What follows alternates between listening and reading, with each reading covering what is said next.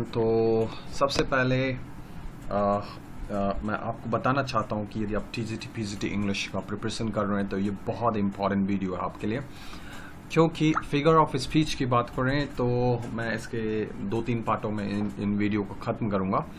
तो यदि इसकी बात करें तो इसमें से पक्का क्वेश्चन आता है और आप इसे गौर से देखें। चैनल को ज़रूर सब्सक्राइब करें, बेल आइकन को हिट करें ताकि आपको new notification time to time मिलता रहे। Okay, so here we go now and first one is simile. इसमें बच्चे बहुत से बच्चे कुछ गलती कर देते हैं और मैं आपका ध्यान उसी की तरफ ले जाने वाला हूँ। ओके, यहाँ पे सबसे इम्पोर्टेंट चीज़ है, ये देखिए, ये चीज़ दिस वन। ओके, चलिए मैं मिटा देता हूँ, फिर से आपको बताता हूँ, यानी कि डिसिमिलर ऑब्जेक्ट्स। ओके, तो ये याद रखिए, सिमिली में जो होता है बच्चे सीधे ये देखते हैं क्या कि यहाँ पे लाइक लगा हुआ है, एज लगा हुआ है, पक्का सिमिली होगा, और फिर गलत हो जाता है उनका क्वेश्चन। तो ये जो सिमिली होता है वो क्या है, एक फिगर ऑफ स्पीच है इन विच टू एसेंशियली डिसिमिलर ऑब्जेक्ट और कॉन्सेप्ट आर एक्सप्रेसली कंपेयर्ड। तो मैं दूसरे शब्दों में यदि बोलूं तो सिमिली में क्या होता है, in this figure of speech we have comparison between dissimilar objects. ठीक है, दो डिसिमिलर ऑब्जेक्ट के बीच में कंपैरिजन होता है। Okay, it is identified with as, so, like, etcetera. Okay, as, और यहाँ पे एज दिया हुआ है आपको, एज, सो भी है इसमें, तो लिखा नहीं है तो मैं आपको बता दूं, आप नोट कर लें अलग से। एज, सो और लाइक, ये 3 चीज दिया होता है, लेकिन याद रखिए डिसिमिलर। चलिए कुछ एग्जाम्पल देख लेते हैं। Okay, so here we go now. देखिए यहाँ पे कुछ एग्जाम्पल दिए हुए हैं, तो आप चाहें तो वीडियो को पॉज करके आप ये एग्जाम्पल लिख सकते हैं, जो भी आपको इनमें से अच्छा लगे। ओके, और मैं एक पढ़ देता हूँ। Love is like war. Okay, अब दो डिसिमिलर, लव एंड वॉर दोनों डिसिमिलर, दोनों अलग चीज हैं। ओके, तो ये क्या हो गया, उन्होंने जब कंपैरिजन किया तो ये सिमिली हो गया, एक सिमिली का एग्जाम्पल है आपका। ओके, और एक आपने ये डैफोडिल पोयम जो है विलियम वर्ड्सवर्थ का, उसमें सुना होगा, I wondered lonely as a cloud. Okay, तो आई और उसका कंपैरिजन किससे हो रहा है, क्लाउड से। ओके, तो ये डिसिमिलर हो गया। ओके, नेक्स्ट वन मैं आपको एक और बताता हूँ। Soul was like a star. Okay, thy soul was like a star, आपको पता है ये 1802 में लिखा गया था, है ना। किसके द्वारा लिखा गया था, विलियम्स वर्ड्सवर्थ, ये सोनेट जो लिखा गया था। ओके, किसके लिए लिखा गया था, मिल्टन के लिए लिखा गया था। तो रोमांटिक एज का है ये। तो उसमें भी यहाँ पे thy soul was like a star. Okay, तो आप इस तरह से क्या होता है, दो अलग चीजों को कंपेयर करते हैं। तो आपको लिखना हो इसमें से कुछ, तो आप 1-2 एग्जाम्पल लिख लीजिएगा, और ताकि आपको अच्छे से याद हो जाए। तो इसमें आपको मेन चीज याद रखना है कि डिसिमिलर चीजों को आप कंपेयर कर रहे हो, क्योंकि बच्चे क्या देखते हैं, एज देखते हैं, लाइक देखते हैं, उन्हें लगता है सिमिली और लगा देते हैं। नहीं, पहले आप थोड़ा सा उसका मीनिंग भी समझ लीजिए। ओके, और नेक्स्ट वन जो है हमारा हाइपरबली। रिमेंबर इसका प्रोनाउंसिएशन, क्योंकि आप यदि प्रिपरेशन कर रहे हैं तो ये नहीं कि उल्टा सीधा प्रोनाउंसिएशन करके स्पेलिंग याद कर लिया है, तो क्योंकि आप टीचर बनने जा रहे हैं तो आपको एग्जैक्टली इसका भी प्रैक्टिस करना चाहिए। मैं एक बार प्ले करके भी दिखा देता हूँ। हाइपरबली। ओके, तो ये जो फिगर ऑफ स्पीच है इसमें एक्सेजरेट कर दिया जाता है, बहुत एक्सेजरेट करके बताया जाता है, और आपको एग्जाम्पल से ये चीज पता भी चल जाएगा। ओके, तो मैं आपको दोबारा से डेफिनेशन पहले बता देता हूँ और फिर एग्जाम्पल्स दिखा देता हूँ, आपको समझ में आ जाएगा। तो देखिए यहाँ इस डेफिनेशन में भी आपको बताया गया है कि कि इसमें क्या हो जाता है, heighten the effect through deliberate exaggeration. Okay, बहुत ही एक्सेजरेट करके बताया जाता है चीज को, और हम समझते हैं, और आपको मैं क्लियर करवाता हूँ एग्जाम्पल के थ्रू। ओके, और यदि यहाँ पे देखिए, यदि हम रेट्रिक की बात करें, रेट्रिक का मतलब होता है art of writing and speaking.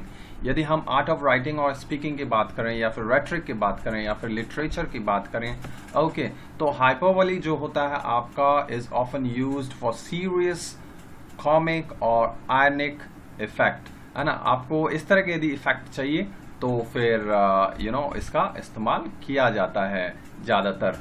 चलिए तो इसके कुछ एग्जांपल्स देख लेते हैं। ओके, चलिए यहाँ से एक दो एग्जाम्पल देख लेते हैं। पहला देख लेते हैं, born on a mountain top, तो कुछ ज़्यादा ही बढ़ा चढ़ा के बात की गई है। या फिर हम यहाँ पे इसकी बात कर लेते हैं, रेज्ड इन वुड्स। अब वुड्स का मतलब क्या होता है? वुड्स का मतलब होता है जंगल। ओके, सिंपली वुड लिखा हो तो हो जाता है क्या? लकड़ी। लेकिन यदि वुड्स एस आपने जोड़ दिया तो हो जाता है क्या? जंगल। So raised in the woods, so he knew every tree. अब ऐसा थोड़ी ना कि आप जंगल में यदि पले बड़े हो तो सारे पेड़ को जानते होगे और समथिंग लाइक दैट। ये कुछ ज्यादा ही एक्सेजरेट करने की वाली बात है।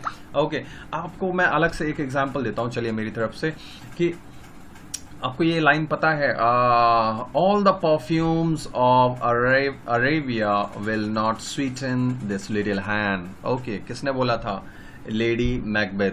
तो आपने यदि ये पढ़ा है, लेडी मैकबेथ बोलती है जो, क्योंकि जो खंजर है उसने, है ना, जब वो रखने के लिए गई थी तो राजा को मारने, उसके हस्बैंड ने जब राजा को मार दिया था और वो खंजर रखने के लिए गई थी और उसके हाथ में खून लग गया था, तब उसने, लेडी मैकबेथ ने क्या बोला था कि all the perfumes of Arabia will not Sutton this little hand. और आपको पता ही है ये इसके जो राइटर हैं वो शेक्सपियर हैं। तो यहाँ पे कुछ ज़्यादा ही बढ़ा चढ़ा के नहीं बोला जा रहा है कि all the perfumes of Arabia will not sweeten this little hand। तो इसमें इस तरह के इस तरह से आप देखेंगे और आप रिकॉग्नाइज कर लेंगे कि ये कौन सा फिगर ऑफ स्पीच है। चलिए नेक्स्ट वाला देखते हैं। आपको कुछ एग्जाम्पल्स लिखने होते हैं तो आप वीडियो पॉज करके लिख सकते हैं अपने हिसाब से। मुझे एक और एग्जाम्पल इसका याद आया, 10,000 saw I at a glance। अब एट अ ग्लांस, एक ही ग्लांस में आप 10,000, इट्स नॉट पॉसिबल ना। तो ये आपको पता ही होगा, डैफोडिल पोयम से लिया हुआ है, जैसे लिखा है विलियम वर्ड्सवर्थ ने। तो इस तरह के जो सेंटेंसेस आपको मिलेंगे उसमें जस्ट आप केयरफुली पढ़िए और आपको पता चल जाएगा कौन सा फिगर ऑफ स्पीच है। अब हम आगे बढ़ते हैं। Okay, personification. देखिए पर्सोनिफिकेशन, पर्सन आप इसमें से निकालिए, पर्सन, यानी कि इसमें क्या, यहाँ पे पहले हम देख लेते हैं कि यहाँ पे क्या लगा हुआ है और फिर मैं आपको अलग से भी एक अपनी तरफ से डेफिनेशन कोशिश करूंगा समझाने की। तो इस फिगर ऑफ स्पीच में क्या होता है कि इन विच एन आइडिया और thing is given human attribute. यहाँ पे ह्यूमन एट्रीब्यूट दिया जाता है। ओके, कौन सा? Human attribute. And or feelings or is spoken as if it were human, कि जैसे कि वो ह्यूमन हो। ओके, तो ये तो एक चीज हो गया। अब मैं दूसरे शब्दों में इसी चीज को आपको बताता हूं कि in this figure of speech non living objects, remember non living objects are shown as having life and acting like living objects. Okay, तो आपको मैं जब एग्जाम्पल्स दूंगा या फिर हम एग्जाम्पल्स देखते हैं तो आपको थोड़ा सा और क्लियर हो जाएगा। तो चलिए एग्जाम्पल्स, तो मैं फिर से रिमाइंड करा देता हूं कि आप चाहें तो वीडियो को पॉज करके इसमें से अच्छा वाला एक दो एग्जाम्पल लिख लें। ओके, सारे लिखने की भी जरूरत नहीं है, बाकी आप पढ़ भी सकते हैं पॉज करके। ओके, तो चलिए यहाँ पे देखते हैं। My alarm yelled at me. अरे अलार्म कैसे येल्ड कर सकता है? तो आपको नहीं लग रहा कि ये ह्यूमन, अलार्म को ह्यूमन जैसा ऐसा कुछ पर्सोनिफाई कर दिया गया है यहाँ पे। So my alarm yelled at me this morning. Okay, और देखते हैं, my phone is not cooperating with me today. तो ह्यूमन थोड़ी ना कोऑपरेटिंग लिख दिया। दैट बस इज ड्राइविंग टू फास्ट, है ना। तो क्या खुद ही ड्राइव कर रहा है, बस ड्राइव कर रहा है खुद। That's great. Computer, my computer works very hard. बताइए, कंप्यूटर खुद, मतलब ऐसा लग रहा है कि ह्यूमन है। तो इस तरह का आपके एग्जाम्पल से मुझे लगता है क्लियर हो गया। बाकी आप जो इसमें से नोट करना चाहते हैं नोट कर लीजिए। अब हम नेक्स्ट देखते हैं।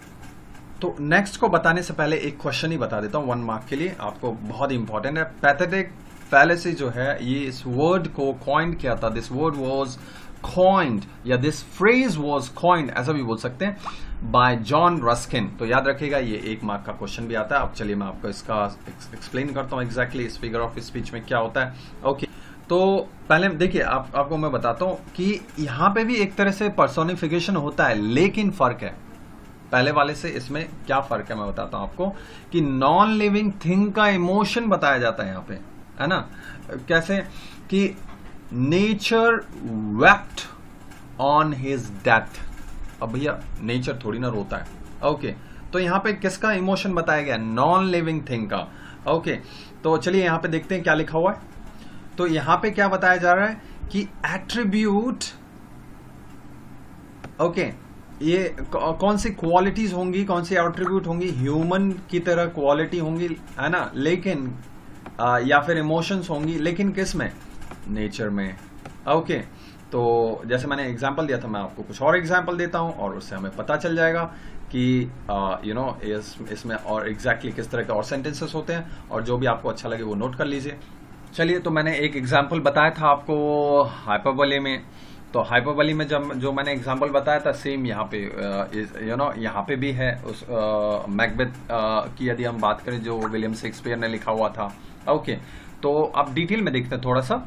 तो यहाँ पे लिखा हुआ है, आप देख सकते हैं कि जो शेक्सपियर है उसने यूज किया है pathetic fallacy, okay, in his play Macbeth, isn't it? Fine.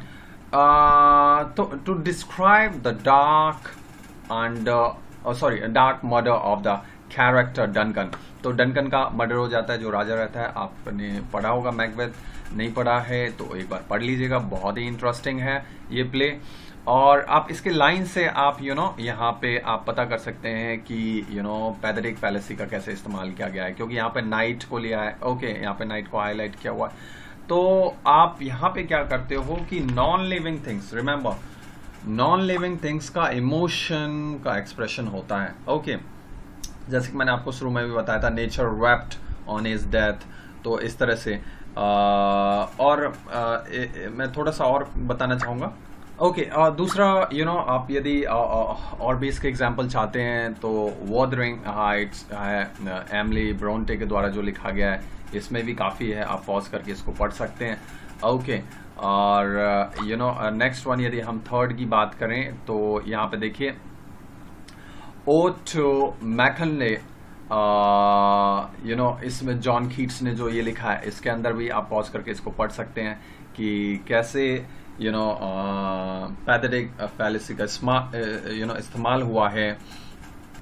तो ओड टू मेलनखली जो है, मेलनखली, रिमेंबर्स, ओड टू मेलनखली जो जॉन कीट का है, तो उसमें भी इस फिगर ऑफ स्पीच का इस्तेमाल हुआ है, और लाइन यहाँ